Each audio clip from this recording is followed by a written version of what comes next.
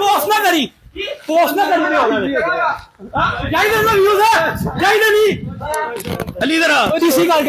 नाज़रीन, वो जा रहा है, वो बंदा जा रहा है जो लोगों की कैरेक्टर असैसिनेशन करता है, लोगों के किरदार पे बात करता है, लोगों के बारे में जो है वो उनकी वीडियोस लगा के गलत गलत बातें पोस्ट करता है।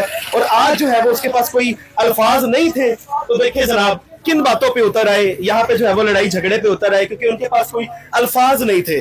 आए देखते हैं जी दोबारा वो क्या चल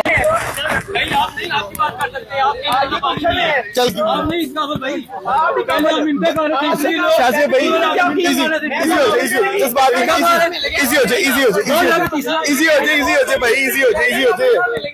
रिलैक्स हो जाए।